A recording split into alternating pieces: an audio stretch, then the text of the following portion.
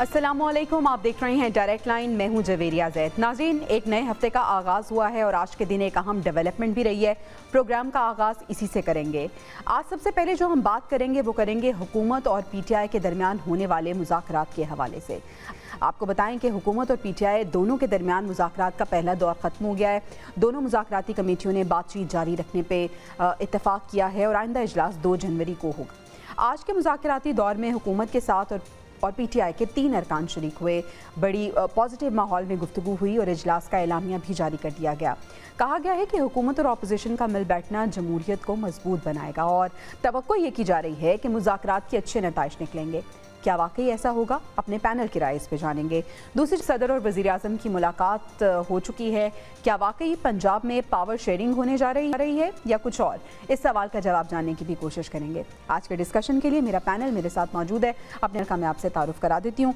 आज हमारे साथ मौजूद होंगे मोहम्मद आदिल साहब, इसके साथ साथ ब्रिगेडियर रिटायर्ड हारिस नवाज साहब और नजम वली साहब भी आज के डिस्कशन में हमें ज्वाइन करेंगे।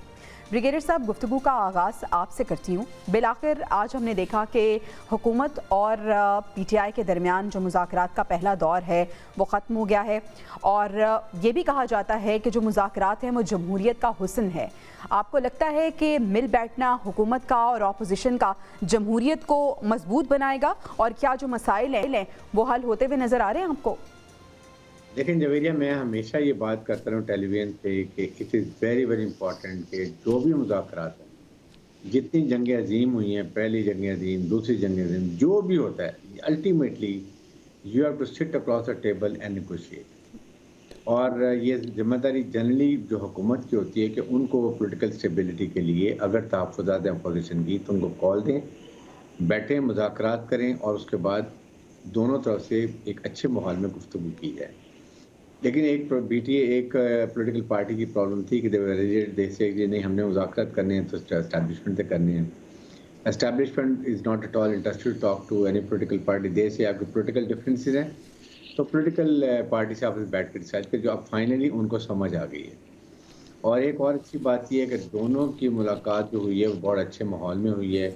इवन बाद में भी कोई प्रोवोकेटिव स्टेटमेंट्स नहीं आई हैं, एक दूसरे के खिलाफ इख्तियाल की बात नहीं, बल्कि लग रहा है कि जैसे दोनों तरफ से चाह रहे हैं कि कोई ना कोई इससे मुस्बत नताइज निकलने चाहिए। पीटीआई जाहिर है कि उनकी जो डिमांड्स हैं, उन्होंने कहा आप अपनी डिमांड जो हम लिख के भेजें, हम बैठ के उस पर एनालिसिस करेंगे और उसके बाद बात करेंगे। और सेकेंडली ये भी अच्छी बात है कि हुकूमत ने उनको अलाउ कर दिया कि जी आप जाएँ, जाके बानी पीटीआई से पार्टी लीडर से मिल लें, उनसे जो मुशावरत करनी है, हिदायत लेनी है वो भी ले लें, ताकि जब बैठें कम से कम एक लेवल तक की जो पीटीआई के बाद जा रहे अपोजिशन लीडर जा रहे हैं उनके बाद इतनी होनी चाहिए रियायत के जी वो एक फ़ैसला कर सकें एक रेड लाइन तक। उसके बाद अगर आप समझते हैं फिर बिल्कुल अपने लीडर से मुशावरत करें। हर बात पे कहेंगे जी अभी छोड़े जी, हम 2 घंटे की ब्रेक दें, हम जा रहे हैं मिलने के लिए, that doesn't solve the purpose. So बैठें, मुज़ाकरात करें, उनके बाद इख्तियारात होने चाहिए दोनों तरफ से। जहाँ जरा डेडलॉक आ रहा हो वहाँ ठीक है, आप 4-5-6 घंटे का एक दिन का वक्फा लें, अपने लीडर मिलें, मुज़ाकरात करें और हल करें। चलिए, हम दोनों एंड से हमने देखा है कि मुज़ाकरात का आगाज़ हुआ है। नजम वली खान साहब, बड़े अच्छे माहौल में मुज़ाकरात का आगाज़ हुआ है, बड़ा पॉजिटिव हमें एटीट्यूड देखने को मिला दोनों जानिब से। आप किस तरह से इसको देख रहे हैं और आप आइंदा जो इजलास है वो 2 जनवरी को होने जा रहा है, जिसमें कहा गया है कि जो पीटीआई वो अपने जो मुतालिबात हैं वो भी रखे सामने? देखिए जवेरिया, ये बात तो बहुत अच्छी है कि दोनों तरफ से एक मुस्बत रद्द-ए-अमल का इज़हार किया गया। ख़ासतौर पे जो प्रेस रिलीज़ जारी की गई, मेरा ख़्याल है उसको भी अगर हैंड राइटिंग के अगर मैं नंबर दूँ तो 10 में से 9 नंबर तो मैं उस हैंड राइटिंग को दे दूँगा। बड़ी इजीली पढ़ा गया पूरा एलामिया। जी हाँ, तो किसी की अच्छी हैंड राइटिंग थी। लेकिन मैं आपको दूसरी तरफ ये बताना चाह रहा हूँ कि पाकिस्तान तहरीक-ए-इंसाफ के अंदर मुज़ाकरात के हवाले से कोई सब अच्छा नहीं है। अच्छा। आप ये देखिए ना कि 5 में से 4 अरकान जो हैं वो गैर हाज़िर हों। अब मुझे अली अमीन गंडापुर की गैर हाज़िरी के बारे में बताइए। 2 घंटे की मुसाफत पर थे। वो कहते हैं कि कुरम की वजह से, काबीना के इजलास की वजह से, कुरम के हालात तो जुलाई से इस तरह के हैं, जब पहला वाक़या हुआ था, फिर नवंबर में दूसरा वाक़या हुआ था और अब तक वो काबीना के उस इजलास को जवाज़ बना के वो उसमें शामिल नहीं होते। सलमान अकरम राजा पार्टी के मरकज़ी सेक्रेटरी जनरल हैं और वो लाहौर में मौजूद थे और लाहौर से जैसे अली अमीन गंडापुर 2 घंटे की ड्राइव से वहाँ पर नहीं पहुँचे, तो ये 3 साढ़े 3 घंटे की ड्राइव से ये भी वहाँ पर नहीं पहुँच सके। अब मुझे ये बताइए कि उमर अयूब साहब, अब आप उनके बारे में क्या कहेंगे कि वो क्यों बीच में मौजूद नहीं थे? फिर इसके साथ-साथ आप सिर्फ़ और सिर्फ़ मुझे हामिद खान साहब की एक समझ आती है कि वो वाक़ई पाकिस्तान से बाहर हैं, ढाका में मौजूद थे, तो वो उसमें नहीं आ सके। लेकिन इसके बावजूद बाकी लोग जितने अब आप सिर्फ़ असद कैसर के ऊपर डिपेंड करें और असद कैसर जो हैं, उनको खुद पार्टी में बहुत बड़ी मुखालफत का सामना है और ख़ास तौर पे अभी जो मैं मुख्तलिफ लोगों से बात कर रहा था, जो चीज़ें सामने आ रही थी, उसमें इसहाक डार साहब ने जब ये कहा कि जब भी हम मुज़ाकरात की बात करते हैं तो जवाब में कोई ना कोई ट्वीट आ जाता है। तो उन्होंने असद कैसर ने उस ट्वीट की करने की जो ट्रेंड है उसकी ज़राए के मुताबिक उन्होंने वहां पर मुखालफत की, मजम्मत की। उन्होंने कहा नहीं, इसको माहौल को अच्छा होना चाहिए। तो मुझे ये लग रहा है कि पाकिस्तान तहरीके इंसाफ जो है वो इस पर यकसू नहीं है। अच्छा। और अगर हम आगे की बात करें तो आगे चलकर जब तक आपकी अपनी पार्टी यकसू नहीं है, और मुझे ये भी लग रहा है कि पाकिस्तान तहरीक इंसाफ के बानी जो इमरान खान है उनकी तरफ से जो हदायत आती हैं उसको भी तमाम धड़े ठीक है, अपने इस मफाद के मुताबिक मोड में भी आपको लग रहा है कि पार्टी यकसू नहीं है, यानी पेश पे नहीं है। आदिल साहब, आप किस तरह से देख रहे हैं ये मुज़ाकराती दौर जिसका आगाज हुआ है? लेकिन नजम साहब ने बड़े इंपॉर्टेंट पॉइंट की तरफ इशारा किया। वो कह रहे हैं 3 लोग मौजूद थे आज, सलमान अकरम राजा नहीं थे, हामिद खान नहीं थे, अली अमीन गंडापुर साहब नहीं थे, उमर अयूब साहब नहीं थे। इसको किस तरह से हम देखें? देखिए, पहली चीज़ तो यह है कि एक अच्छी बात है कि ब्रेक थ्रू हो गया है। दोनों जो फ्रीक हैं वो आज बैठ गए हैं। बाकी इसमें कौन था कौन नहीं था, लेकिन इसमें जो सबसे इम्पॉर्टेंट चीज़ है कि दो पॉलिटिकल बातचीत का आगाज़ हो चुका है। उसमें अभी TORs बनने हैं, उसमें अभी जो तहरीक इंसाफ ने अपने मामलात पेश करने हैं वो 2 जनवरी से बाकायदा तौर पे चीज़ें चूँकि शुरू होनी हैं।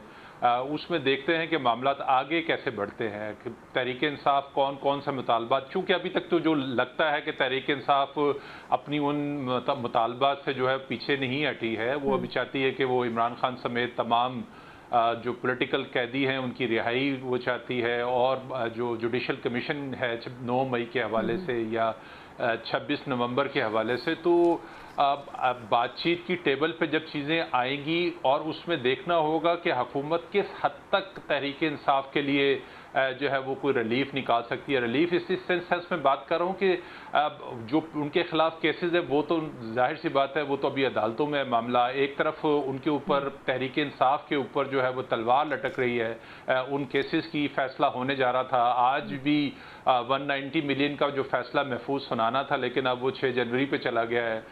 बाकी जो फौजी अदालतों से कुछ केसेस के फैसले आ चुके हैं, कुछ के आने हैं, और ऐसे हालात में जो तहरीक इंसाफ है और हुकूमत के मज़ाकरात हैं उससे बज़ाहिर तो कोई ऐसा नहीं लगता कि कोई बड़ा ब्रेक थ्रू होगा, लेकिन पॉलिटिकल जो बातचीत है वो लाजमी होनी चाहिए। इसी से चीज़ें बेहतरी की तरफ जाती है। जो सियासी इंतशार मुल्क के अंदर हम देख रहे हैं, अगर वो बातचीत के ज़रिए उसका कोई हल ढूंढने की कोशिश की जाए तो उम्मीद तो यही की जा सकती है कि उसमें कोई सोल्यूशन जो है वो निकल सकता है। इसमें जो तीसरी चीज़ इम्पॉर्टेंट है वो ये है कि इस्टेब्लिशमेंट को भी ऑन बोर्ड इसमें होना चाहिए इन चीज़ों के अंदर। अगर आप चाहते हैं कि पॉलिटिकल इस्तेहकाम जो है वो मुल्क के अंदर हो, तो उसके लिए ज़रूरी है कि तमाम फ्रीकैन कम अज़ कम जो एतमाद साजी है, एक दूसरे के ऊपर एतमाद जो है वो पहले जो है वो ज़रूरी है। अगर आपका एक दूसरे के ऊपर ट्रस्ट ही नहीं होगा, आप एक दूसरे की बात को जो है वो सीरियस नहीं लेंगे, आप एक दूसरे के साथ जो है एक दूसरे की तज़हीक करेंगे, मजाक उड़ाएंगे,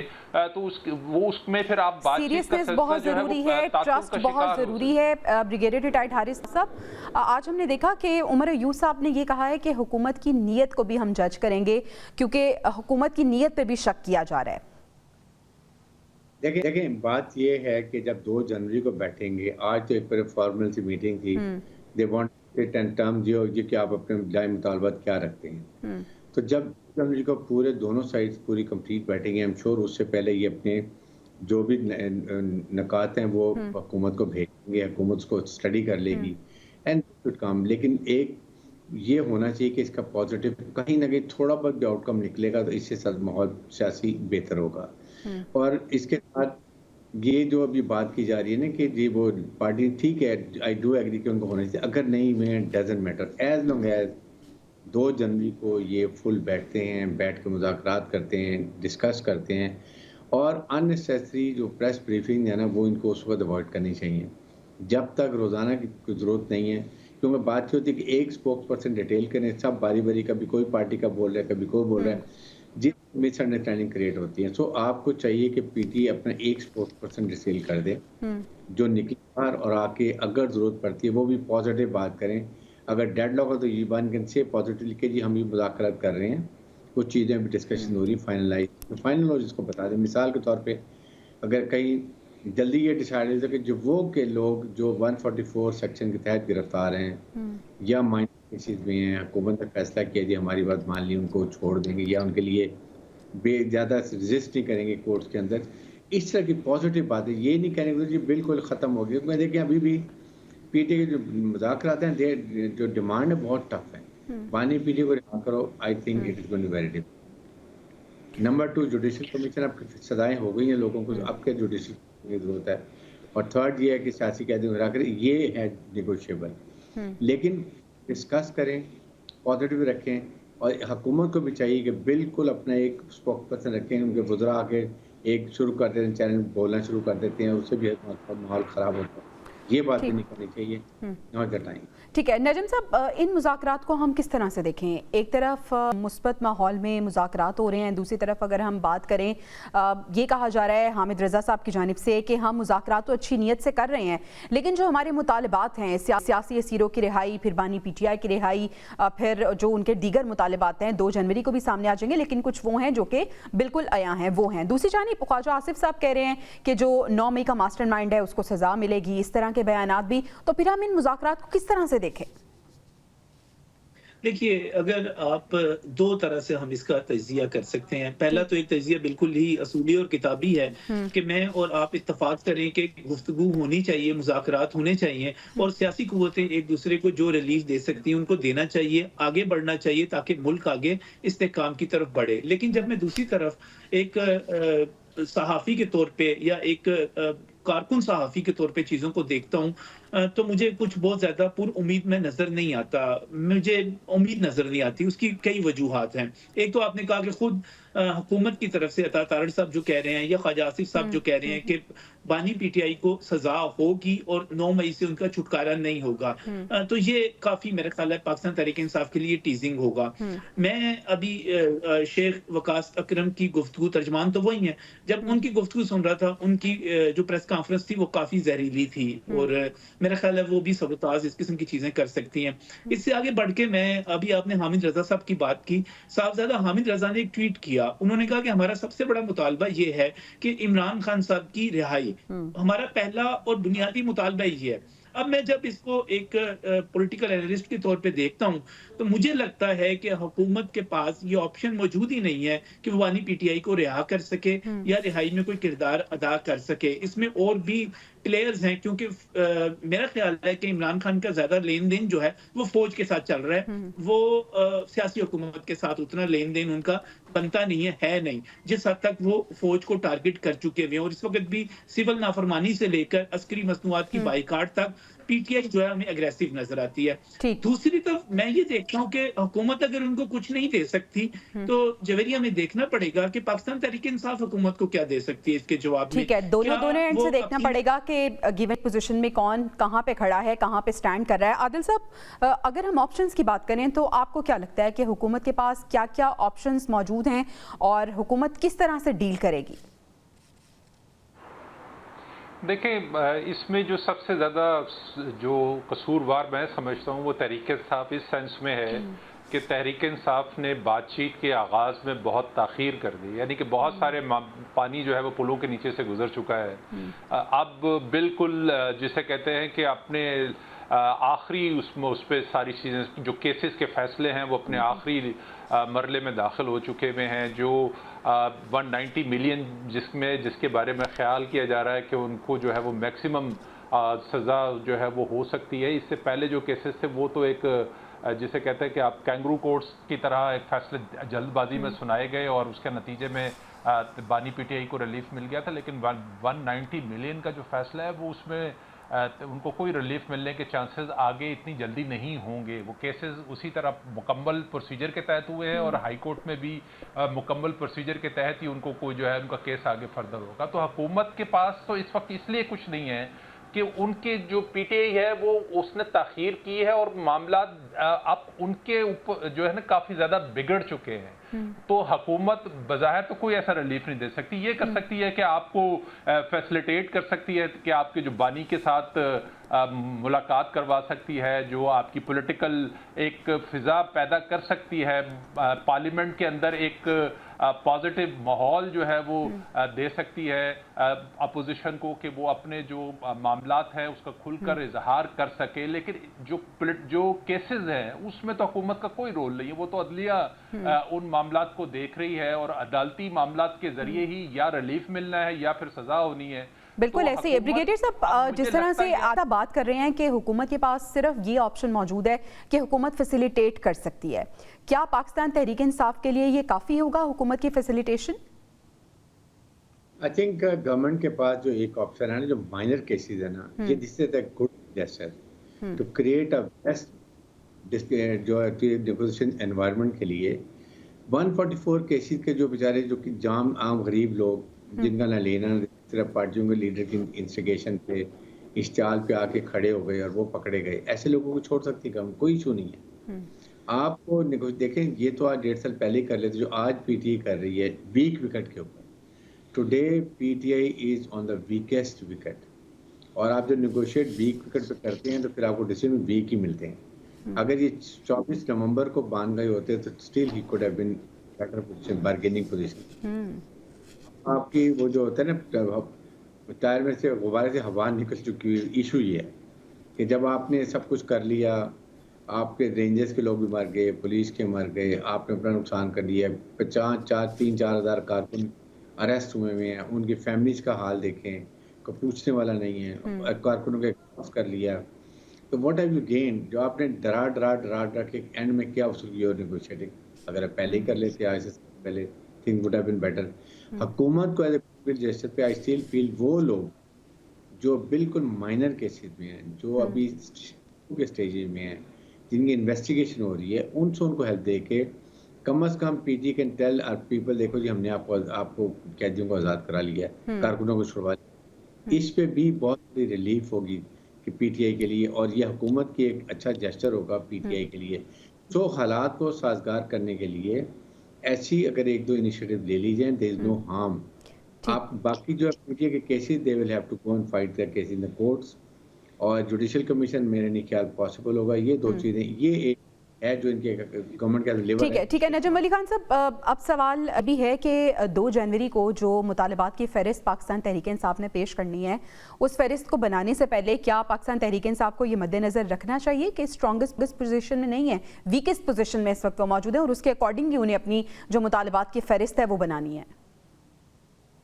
देखिए, इस वक्त पाकिस्तान तहरीक इंसाफ तो वाकई एक कमजोर विकेट पर है। ये वो पार्टी है जो अपने क़याम से लेकर आज तक सियासी जमातों के साथ मुज़ाकरात से इनकार करती रही है, और आज तक इन्होंने ये जो इवन जब खुद इमरान खान साहब वज़ीर आज़म थे तो वो अपोजिशन लीडर से जहां पर उसकी मौजूदगी होती थी वहां पर वो जाना भी पसंद नहीं करते थे। अभी कुछ दिन पहले तक, 10-15 दिन पहले तक तो ये सूरत हाल थी कि ये फौज से ही बात करना चाहते थे। फाइनल कॉल की नाकामी के बाद इनको समझ आई कि अब हमारे पास कोई और ऑप्शन नहीं रह गया, और हुकूमत जो है सियासी मैदान में, अदालती मैदान में, पार्लिमानी मैदान में हर जगह पे कामयाबियां हासिल कर रही है। पाकिस्तान तहरीक इंसाफ बुनियादी तौर पे बहुत ही कमजोर विकेट पे है, लेकिन चूंकि हुकूमत का टारगेट ये है कि किसी न किसी तौर पर कोई अमन, कोई इस्तेहकाम की बात कर ली जाए। जो दावे हुकूमत के इक्तिसादी मैदानों में है कि जो हम फिगर्स अच्छे करते चले जा रहे हैं वो रिलीफ अवाम तक पहुंच सके, तो हुकूमत को इसका फायदा होगा, नुकसान नहीं होगा इस गुफ्तगू का, बातचीत का।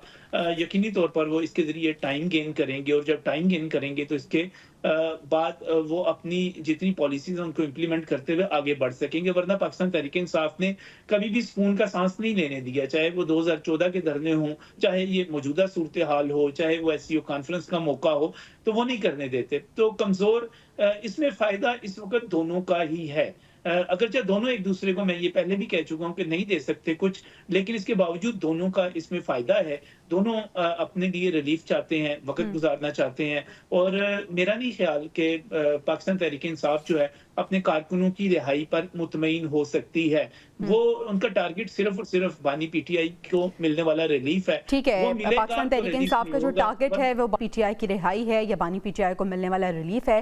नाज़रीन, अभी हमें ब्रेक पे जाना है। जब ब्रेक से वापस आएंगे तो हम बात करेंगे कि क्या नवाज शरीफ भी मुज़ाकरात के हामी हैं और उनकी कितनी इन्वॉल्वमेंट है। हमारे साथ ही रहिए। वेलकम बैक नाज़रीन। क्या कहें इसको, हालात और वक्त का जबर कहें कि मुज़ाकरात पे ना मानने वाले भी मुज़ाकरात के हामी अब नज़र आ रहे हैं और आज बाकायदा तौर पे पाकिस्तान तहरीक इंसाफ और हुकूमत के दरमियान मुज़ाकरात का पहला दौर हो गया है। इसी पे हम बात कर रहे हैं, अपनी गुफ्तगू को आगे बढ़ाते हैं। आदिल साहब, अब हमें ऐसा लग रहा है कि पुश्त पनाही जो है वो नवाज शरीफ की भी जो हुकूमती पैनल है उसको हासिल है और नवाज शरीफ भी चाहते हैं कि मुज़ाकरात हों। क्या ऐसा ही है?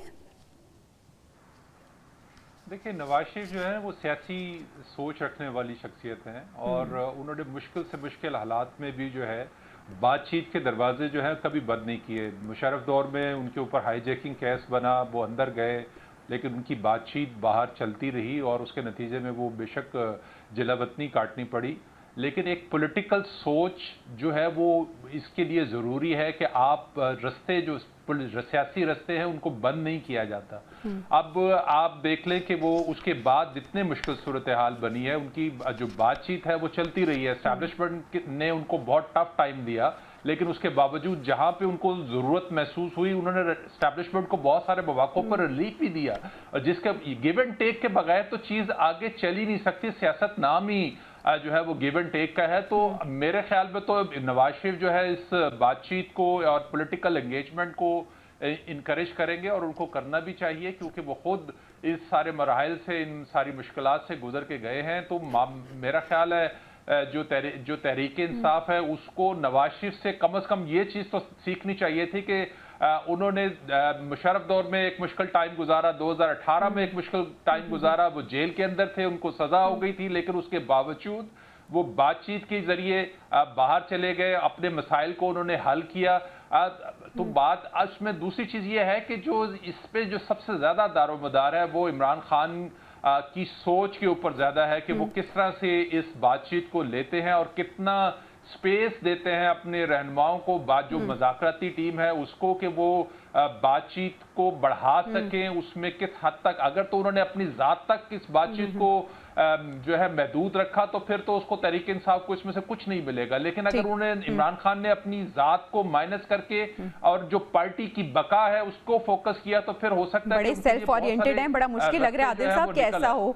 ब्रिगेडियर साहब, जिस तरह से आदिल साहब भी बात कर रहे थे, यानी इससे मैदान हो या कोई भी पेशा हो या कोई भी मैदान हो, जो इस्लाह की गुंजाइश है वो हमेशा रहती है। आपको लगता है कि नवाज शरीफ साहब की जो सियासी अप्रोच, सियासी बसीरत है और उनकी पर्सनालिटी है सियासी, उससे बानी पीटीआई को सीखना चाहिए? और र्यूमर्स कुछ ऐसी भी हैं कि शायद बानी पीटीआई और नवाज शरीफ की मुलाकात भी हो सकती है। देखें, एक तो बात क्लियर है कि ये जो मुज़ाकरात हो रहे हैं हुकूमती पार्टी के, ये नवाज शरीफ की ब्लेसिंग से हो रहे होंगे। जाहिर है ये पॉलिटिकल इनकी पार्टी के लीडर हैं और वो मुज़ाकरात लीव भी करते हैं, ये भी बात ठीक है।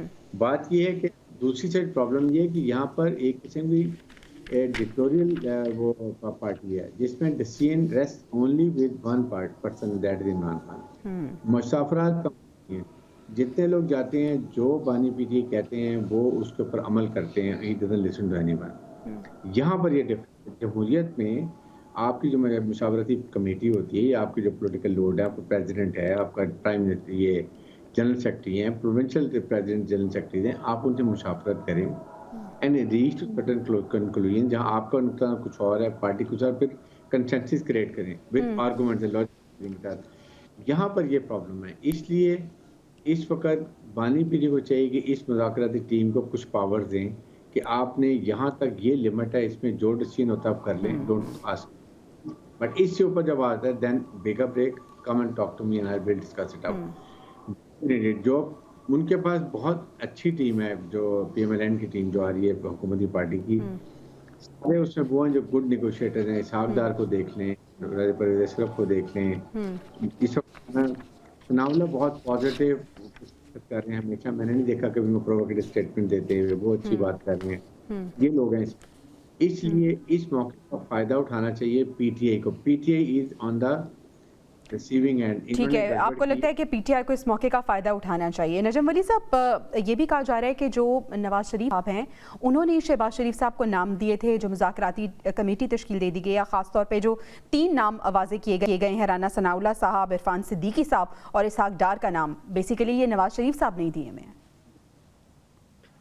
जवेरिया, मैं जिस शहबाज शरीफ को पिछले कमोबेश 30 बरस से जानता हूँ, वो शहबाज शरीफ कभी अपने भाई की मर्जी और राय के खिलाफ नहीं जाता, चाहे उसकी अपनी राय कुछ भी हो। अच्छा। तो ये तो जो भाई, छोटा भाई वजारत उस्मा को सिर्फ इस बुनियाद पे ठुकरा दे कि मरे बड़े भाई की मर्जी नहीं है, या उसकी इजाजत नहीं है, या उसका एनओसी नहीं है, या उसका मेरे सर पे इस वक्त इस काम के लिए हाथ नहीं है, या मैं उससे बगावत नहीं कर सकता, तो ये तो बड़ी छोटी सी बात है। ये मुज़ाकरात की बात, वो कभी भी नवाज शरीफ से बाहर नहीं जा सकते, ये मैं आपको पहले बता दूं। दूसरी बात, मैं ज़ाती तौर पे समझता हूं कि इमरान खान के लिए नवाज शरीफ एक लाइफ लाइन हो सकते थे, लेकिन आप ये देखिए कि उस इमरान खान ने नवाज शरीफ के साथ किया क्या। उस इमरान खान ने वो दुख दिए जो शायद परवेज मुशर्रफ के दौर में उनको नहीं मिले। जिस तरह उनकी महबूब अहलिया का इंतकाल हुआ, वो जेल में थे, और वो अपनी बेबसी का जिस तरह, और अपनी लाचारी का, और अपने ऊपर होने वाले जुल्म का जिस तरह इजहार करते हैं, मेरा ख्याल है वो कभी भूलते नहीं है कि उनके साथ क्या जुल्म किया गया था। उनके सामने इसी इमरान खान की हुकूमत में उनकी प्यारी बेटी को उसके चचा के सामने, बाप के सामने जेल में गिरफ्तार कर लिया गया, और गिरफ्तारी के बाद आप इसी इमरान खान को देखिए, अपनी बेटी से प्यार करने वाला वो रवायती बाप किस तरह वो फिक्रे बर्दाश्त करता रहा, जो इमरान खान जैसा एक शख्स जलसों में उनके शोहर के हवाले से कहता रहा और तौहीन अमेज रवैया रहा। ये वो शख्स है जिसने शहबाज शरीफ की फैमिली को अदालतों में पहुंचा दिया, और उसके ऊपर पूरी की पूरी पीटीआई जिस तरह इमरान खान के साथ। चलिए नजीम साहब, ये लोग भी तो अब रिलीफ नहीं दे रहे ना, ये लोग भी तो अब रिलीफ नहीं दे रहे। कौन सा रिलीफ? किस चीज का रिलीफ? बुशरा बीबी की जमानत हुई ना, बुशरा बीबी जो थी कन्विक्ट हुई, मुशर्रफ बीबी सजा याफ्ता हुई, इसके बावजूद इसी हुकूमत ने उनको जेल की बजाय घर में रखा, क्योंकि वो एक खातून थी और ये इनकी आला ज़र्फी थी। क्या ये काम इन्होंने भी किया? इस किस्म की नरमी, इस किस्म की कोई इखलाकी रवायत इन्होंने भी दिखाई? चलिए, आपको लगता है कि हुकूमत ने बड़ेपन का मुजाहरा किया है। आदिल साहब, ये बताइएगा कि अब सवाल ये भी है कि जो मुतालिबात पाकिस्तान तहरीक इंसाफ रखने जा रही है, आपको लगता है कि उसकी टॉप प्रायोरिटी होगी बानी पीटीआई की रिहाई, और रिहाई क्या मुमकिन हो सकती है मुज़ाकरात के नतीजे में? बातचीत के नतीजे में तो मुमकिन नहीं हो सकती। जिस तरह से उनके खिलाफ केसेस हैं, अदालतों से ही रिलीफ मिल सकता है। और जिस अब मामला जिस स्टेज के ऊपर हैं, 190 मिलियन, जैसे मैंने पहले कहा था कि वो पहले केसेस तो बहुत जल्दबाजी में सुनाए गए थे फैसले, उसमें लकूनस थे और उसी का फ़ायदा तहरीक इंसाफ को हाई कोर्ट में मिला था। अब जो केस है वो मुकम्मल उसकी प्रोसीडिंग हुई है, तो वो हाई कोर्ट में भी जब इसको दोबारा सुना जाएगा तो वो पूरा मुकम्मल एक प्रोसेस होगा। तो अब तो रिलीफ जो है वो बानी पीटीआई के लिए बहुत मुश्किल हो गया है कि उनको जो है वो मिले। लेकिन इसमें जो बेहतरी की सूरत हाल निकल सकती है वो पॉलिटिकल इन्वायरमेंट है, जो तहरीक इंसाफ जिस चीज़ का शिकवा करती है कि उनको पॉलिटिकल इन्वायरमेंट नहीं मिल रहा, उनको जलसा जुलूस करने की इजाज़त नहीं मिलती, तो वो अगर हुकूमत के साथ बातचीत के ज़रिए चीज़ों को बेहतर अंदाज में आगे लेके चलेगी तो ये पॉलिटिकल इन्वायरमेंट जो तहरीक इंसाफ के लिए है वो हो सकता है कि वो मिल जाए। जैसे हारिस साहब ने कहा था कि वो जो मामूली नोयत की केसेस हैं, जो उनके जो कारकुन गिरफ्तार हैं, वो हुकूमत उनको उसमें रिलीफ दे सकती है। लेकिन बाकी अगर कोई ये कहे कि बुशरा बीबी को 190 मिलियन में कोई रिलीफ मिल जाए, या इमरान खान को 190 मिलियन में कोई रिलीफ मिल जाए, या फौजी अदालतों में जो अगर उनका मामला चला गया तो वहां से कोई रिलीफ मिल जाए, वो सिर्फ अदालत से ही रिलीफ मिल सकता है, हुकूमत उसमें कुछ नहीं कर सकती। और दूसरा चीज़ें ये हैं कि बहुत सारे मामला ऐसे हैं जिसमें बराह रास्त स्टैब्लिशमेंट का रोल है। तो चूँकि तहरीक इंसाफ ने बराह रास्त स्टैब्लिशमेंट को टक्कर दी है, बराह रास्त वो स्टैब्लिशमेंट के साथ मामला को उलझा के बैठे रहे हैं। अब चीज़ें शुरू हुई हैं, अभी तो बहुत इनिशियल स्टेज पर मामला हैं। देखते हैं कि जब वो अपने जो डिमांड्स हैं, चार्टर ऑफ डिमांड यानी आगाज हुआ है, देखना ये होगा कि इसका इख्तिताम क्या होगा, कैसे होगा, कितना मौसर होगा, किस पार्टी के लिए सूदमंद रहेगा। हारिस साहब, जिस तरह से हम पाकिस्तान तहरीक इंसाफ में देखते हैं कि ये एक पेज पे तो है नहीं, एक जानी मुज़ाकरात हो रहे हैं, कुछ इसके हामी नज़र आ रहे हैं, पॉजिटिव एनवायरनमेंट नज़र आ रहा है। ऐसे में हम देख रहे हैं कि साबिक सदर आरिफ अलवी साहब वो फिर भी ये कह रहे हैं कि मुल्क के फैसले जो कर रहे हैं मुज़ाकरात तो उन्हीं से होंगे। देखें, ये इस मौके पे ऐसी बातें नहीं करनी चाहिए। नंबर 2, आप ये देखें, मुझे बताइए कि हुकूमत तो पीटीए से वो डिमांड कर सकती है कि नहीं कर सकती है? क्या ठीक है हम आपको ये रिलीफ दे रहे हैं, मिसाल को आपके प्रेजेंस छोड़ रहे हैं, they expect something from PTI, what PTA can give them. I think they से कि आप ये सोशल मीडिया पर ट्रोलिंग जो ये सारी कर रहे हैं, पाकिस्तान मुसल्लह फौज पर, ये बंद कर दें। नंबर 2, ये कहते नहीं आप एक और हमारे से कमिटमेंट करें, हम आपको ये रिलीफ देते हैं कि आपने आज के बाद 1-1.5 साल तक कोई इस्लामाबाद पे चढ़ाई नहीं करनी है। ये भी वो कह सकते हैं। वो ये कह सकते हैं आपने जलसे जुलूस में ज़रा हाथ हल्का रखें, वहाँ जाने के ने कोई ऐसी हुकूमत या फौज के खिलाफ या आर्मी के खिलाफ या शहीदों के मुतालिक कोई बात नहीं करनी है। They can say this also. ठीक है। सो ये दोनों को तैयार होना चाहिए कि अपने कहाँ तक एक दूसरे को रिलीफ दे सकते हैं, कहाँ तक हम पोलिटिकल मांगी ला सकते हैं, नॉट कॉम्प्रोमाइजिंग। जो पोलिटिकल जो भी आप डेफिनेट वो जरूर रखें, वो आपका हक है। लेकिन जहाँ मुल्क को नुकसान हो रहा है, मुसल्लह फौज को नुकसान हो रहा है, और जिसकी वजह से हमारे मुल्क की इकॉनमी तबाह हो रही है, ये चीज़ों में आपस में बैठ के ही टी और बना लें, उसमें ये करें कि इन चीज़ों पर हम आइंदा बात नहीं करेंगे।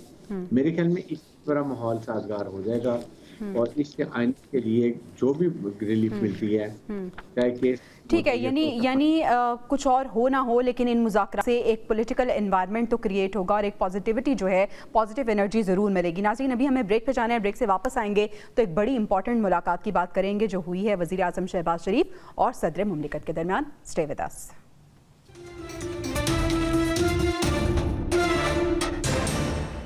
वेलकम बैक नाज़रीन। पाकिस्तान पीपल्स पार्टी के चेयरमैन बिलावल भुट्टो खासे नाराज़ नज़र आ रहे थे मुस्लिम लीग नून से। वो शिकवे कर रहे थे कि जो वादे किए गए थे मुस्लिम लीग नून की जानिब से वो पूरे नहीं हुए। इस सिलसिले में रवा माह के आगाज़ में ये कहा गया था बिलावल भुट्टो ज़रदारी और नायब वज़ीर आज़म इसहाक डार के हवाले से कि मामलात के लिए कुछ मुलाकातें शेड्यूल हैं, कुछ मुज़ाकरात किए जाएंगे। लेकिन आज हमने देखा है कि अहम मुलाकात हुई है वज़ीर आज़म शहबाज शरीफ और सदर आसिफ ज़रदारी की। ऐवान सदर में ये मुलाकात हुई है। इसके साथ साथ कोऑर्डिनेशन कमेटियों का इजलास कल गवर्नर हाउस में होने जा रहा है। ये जो मेल मुलाकातें अब शुरू हो गई हैं, क्या मुस्लिम लीग नून तहफ़्फ़ुज़ात आदिल साहब दूर कर पाएगी पीपल्स पार्टी के? और एक और चीज़, पंजाब में पावर शेयरिंग के हवाले से ये र्यूमर्स हैं कि शायद कुछ मामला तय हो जाएं। हमें सबसे पहले तो ये बता दीजिएगा कि ये मामला है क्या पावर शेयरिंग का पंजाब में? देखिए, जो पीपल्स पार्टी और नून लीग में मामलात हैं उसके लिए बाकायदा गारंटर्स मौजूद थे जब ये पॉलिटिकल एग्रीमेंट हुआ उनके दरमियान हुकूमत शेयरिंग का, जिसके तहत वफाक में जो है नून लीग की हुकूमत बनी और पीपल्स पार्टी ने उसको सपोर्ट किया। तो दोनों पार्टियां जो हैं वो अपने गारंटर्स उसको जो जिसे कहते हैं कि प्रोटेक्ट करने के लिए मौजूद हैं। दूसरी चीज़ ये है कि पीपल्स पार्टी को पंजाब के अंदर स्पेस चाहिए। अब वो पावर शेयरिंग से मुराद ये है कि हो सकता है कि जो पीपल्स पार्टी अपनी जो सीटें हैं उसके मुताबिक कोई शेयर उसको मिल जाए, कोई वहाँ मिनिस्ट्रीज मिल जाएं। तो असल मसला उनका है पंजाब में फंड्स। तो वो पंजाब हुकूमत खुद अभी चूँकि वहाँ पे उनके लिए सर्वाइवल की जंग है, तहरीक इंसाफ से स्पेस लेने की कोशिश कर रही है मुस्लिम लीग नून वहाँ पर। और ऐसे में अगर पीपल्स पार्टी भी जो है वहाँ पे शेयर मांगेगी तो मुस्लिम लीग नून अपने लिए पॉलिटिकल मुश्किलात समझ रही थी, इसीलिए अभी तक कोई जो मामलात है वो उस स्टेज पे नहीं जा सके थे। लेकिन चूंकि दोनों पॉलिटिकल पार्टीज का कंसेंसस है कि मामलात को खुश उसलूबी से लेके चलना है, तो अब लगता ऐसे है कि पंजाब के अंदर पीपल्स पार्टी जो शेयर मांग रही है, जो फंड्स मांग रही है, उसके लिए जो है वो हुकूमत एग्री कर जाए और पंजाब से उनको वो जो डिमांड है वो पूरी हो जाए। जहाँ तक बिलावल भुट्टो की नाराज़गी सिर्फ पंजाब में नहीं है, मरकज़ में भी उनकी बहुत सारी चीज़ों के ऊपर रिजर्वेशन है। जुडिशल कमीशन में उनको अक्सरियत चाहिए, नुमाइंदगी चाहिए, तो हो सकता है कि अब हुकूमत एक अच्छे जेस्चर के तौर पर जो है वो उनको उसमें भी कोई बेहतर नुमाइंदगी दे दे। और जो आज मुलाकात है जो जरदारी साहब की और शहबाज शरीफ साहब की, इसमें जो सबसे इम्पॉर्टेंट चीज़ है कि उसमें गवर्नर केपी के और वजीर दाखिला भी मौजूद थे। तो लगता है कि केपी के हवाले से कोई बहुत सारी चीज़ें ज़ेर बहस आई हैं, मौलाना के हवाले से बहुत सारे मामला उसमें ज़ेर बहस आए हैं। पीपल्स पार्टी अब बातचीत शुरू हुई है, देखते हैं पंजाब किस हद तक उनको रिलीफ दे सकता है, किस हद तक स्पेस दे सकती है मुस्लिम लीग नून कि पीपल्स पार्टी वहां पर अपना कदम जमाने में कामयाब हो जाए। अभी तक तो जनूबी पंजाब देखते हैं कि हुकूमत किस हद तक पीपल्स पार्टी को रिलीफ देती है। हारिस साहब, आपको क्या लगता है कि पंजाब में पीपल्स पार्टी को जो स्पेस चाहिए, जो फंड चाहिए और जो उनके तहफ़्फ़ुज़ात हैं, मुस्लिम लीग नून वो दूर कर पाएगी? देखें, इस वक्त पीपल्स पार्टी बहुत स्ट्रॉन्ग विकेट पर है, इसलिए कि पीपल्स पार्टी अगर ज़रा सा भी साइड पे होने लगती है तो ये हुकूमत गिरने का खतरा, इसलिए उनको पता है कि दे आर वेरी स्ट्रॉन्ग। और इसीलिए जरदारी साहब वैसे भी नेगोशिएट अच्छी करते हैं। वो जाके स्पेस भी मांगेंगे, फंड भी मांगेंगे और अपनी मर्जी की कुछ पोस्टिंग मांगेंगे। बिकॉज जब स्पेस लेने की वजह तो फिर उनके कुछ लोग होंगे ब्यूरोक्रेसी में और पुलिस में जो उनको स्टेबल करेंगे। बिकॉज ही वांट्स कि अल्टीमेटली जब भी इलेक्शंस हों उनके पास कम से कम 10-15 MNAs की सीट होनी चाहिए पंजाब में, 30-40 MPs की होनी चाहिए। फिर वो थोड़ा सा फेडरलिस्ट लोग जा सकेंगे। देखिए, एक पाकिस्तान में बड़ी इस वक्त जो ख़तरनाक सिचुएशन वो ये है कि तमाम political party they become regional parties. PMLN Punjab, peoples party Sindh, PTI वहाँ पर KPK में। तो इस लिहाज से मुल्क की फेडरेशन के नुकसान जो होता है, मुल्क में जितनी नेशनल पार्टीज होंगी जिनमें सारों सूबों में प्लस हो, वो फिर आपके फेडरेशन का स्ट्रॉन्ग होती है। नंबर 2 बात ये कि शायद दे वांट अगर करेंगे तो थोड़ी पॉलिटिकल स्टेबिलिटी आती है कि नेगोशिएशन कामयाब होते हैं तो फिर peoples party will go to federal and provincial, दोनों लेवल पर वो जाके अपने वो लाना चाहेंगे। एक तो ये बात ही है, और सेकंड इसके बाद ये कि इनको अब ये देखना है कि कैसे रिजॉल्व करते हैं। वो पहले भी नाराज थे क्योंकि जुडिशल कमीशन के मेंबर नहीं थे। मेरे ख्याल में ये बैठ के अब रिजॉल्व कर लेंगे। All will depend on how PTI के और हुकूमत के मुज़ाकरात होते हैं। अगर ये बेहतर होते हैं, पोलिटिकल इकोनॉमिक वायबिलिटी होती है, बैड टाइम पार्टी बचना चाहती है, फिर वो आएंगे। Otherwise they will like PMLN के पास सारा मलबा गिने बैगेज हो और ये आराम से अपनी तैयारी करते हैं। ठीक है नजम साहब, आज की जो मुलाकात हुई है वज़ीर-ए-आज़म और सदर मुमलिकत के दरमियान, आप इस मुलाकात को किस तरह से देख रहे हैं? कितनी सूदमंद ये रहेगी मुलाकात? तहफ़्फ़ुज़ात दूर कर पाएगी नून लीग? जी 100% जितने भी इख्लाफात हैं उनको दूर कर लिया जाएगा, क्योंकि माजी की जितनी भी हम सियासी तजियाकार क्या करते हैं जी, हम माजी में जो कुछ होता रहा, जो रवैये, उन्हीं की बुनियाद पे बात कर सकते हैं, वरना मुलाकात के हवाले से कियास आराइयाँ ही की जा सकती हैं कि क्या हुआ है क्या नहीं हुआ। कोई हतमी बात तो उस मुलाकात में बैठा हुआ बंदा ही बता सकता है, और जो कियास आराई की जा सकती है वो बहुत वाज़ेह है। वो ये है कि आज से पहले भी जो है पाकिस्तान पीपल्स पार्टी और मुस्लिम लीग नून के दरमियान मामला तय पाते रहे और आइंदा भी तय पाते रहेंगे। और जहाँ तक हम ये बात करें कि पाकिस्तान पीपल्स पार्टी मौजूदा हुकूमत से या सेटअप से अलग हो सकती है या गिरा सकती है, तो मैं इसको 1% भी इसको मानने के लिए तैयार नहीं हूँ कि कोई इम्कान इसका मौजूद है। वजह यह है कि पाकिस्तान पीपल्स पार्टी एक जमहूरी जमात है, एक आईनी जमात है। वो पाकिस्तान के लिए उन्होंने उस वक्त भी पाकिस्तान खपे का नारा लगाया जिस वक्त बेनतरमा बेनज़ीर भुट्टो जो थी शहीद कर दी गई। अब पाकिस्तान को आगे चलने के हवाले से पाकिस्तान पीपल्स पार्टी जिस जिम्मेदाराना किरदार का मुजाहरा कर रही है वो काबिल सताइश है। वो वजारतें नहीं ले रहे, वो हुकूमत का साथ दे रहे हैं। और ऐसे में जो है आगे बढ़ते हुए हमें सिर्फ एक चीज को ख्याल ज़हन में रखना पड़ेगा, वो ये है कि बहरहाल मुस्लिम लीग नून और पीपल्स पार्टी दो मुख्तलिफ जमातें हैं, इनके मुख्तलिफ नजरियात हैं, इनके मुख्तलिफ मफादात हैं और ये एक दूसरे से टकराते रहेंगे। लेकिन क्रेडिट देना पड़ेगा आपको हुकूमत को कि वो हमेशा इसको जो है तय कर लेते हैं। जब भी शिकायत पैदा होती हैं इनको हल कर लिया जाता है। तो जमहूरी मुआशरे का यही हुस्न है, यही खूबसूरती है कि आपके जब भी इख्तलाफात पैदा हों, और पाकिस्तान पीपल्स पार्टी बहरहाल पंजाब में उतनी ठीक है, जब भी इख्तलाफात पैदा हों तो जमहूरी हुस्न है कि मुज़ाकरात जो हैं वो अमल में लाए जाएं। आदिल साहब, हुकूमत इस वक्त क्या सोच रही है? बड़ा वाइजली चीज़ों को हैंडल कर रही है? क्या हुकूमत स्ट्रॉन्ग पोजीशन पे है, वीक पोजीशन पे है? ये जो मुज़ाकरात हो रहे हैं, एक जानिब हम देख रहे हैं अपोजिशन के साथ हो रहे हैं, एक जानिब इत्तेहादी जमात पीपल्स पार्टी के साथ भी अब मुलाकात हुई है, तो हुकूमत का विजन क्या है? आपको क्या लगता है? देखिए हुकूमत कोई कमज़ोर उस पर नहीं है ठीक है। और जो सिस्टम है इसने इसी तरह चलना है, जिसको आप जो मर्जी नाम दे दें, हाइब्रिड नाम दे दें। इसमें सबसे इम्पॉर्टेंट चीज़ ये है कि इस्टेब्लिशमेंट और हुकूमत जो है वो एक पेज पे है। माजी में भी हमने एक पेज की बहुत सारी मिसालें देखी हैं, लेकिन इस वक्त सूरत हाल ये है कि जो शहबाज शरीफ है वो चीज़ों को उसी तरह लेके चल रहे हैं जैसे इस्टेब्लिशमेंट की ख्वाहिश है। तो वो उनको कोई हर्डल्स उस तरह से इस्टेब्लिशमेंट के लिए नहीं है, तो इसलिए हुकूमत के लिए भी कोई प्रॉब्लम्स नहीं है। ये प्रॉब्लम्स हुकूमत के लिए उस वक्त शुरू होती है जब उनकी इस्टेब्लिशमेंट के साथ किसी मसले के ऊपर बहादुराई शुरू हो। तो अभी तक तो मामला ठीक है और आने वाले दिनों में भी ठीक ही होंगे। पीपल्स पार्टी के साथ चूंकि मैं जैसे पहले बता चुका हूँ कि गारंटर्स मौजूद हैं, तो पीपल्स पार्टी उस वक्त तक चीज़ों को लेके इसी तरह चलेगी जब तक ये चीज़ें जिस तरह से ये तय की गई हैं। तो आज मुस्लिम लीग नून और पीपल्स पार्टी मामलात को उनके दरमियान कुछ कभी किसी मसले पे ठीक है। आदिल साहब, यानी आपको लग रहा है हुकूमत जो है वो स्ट्रॉन्ग पोजीशन पे ही है, वीक पोजीशन पे नहीं है।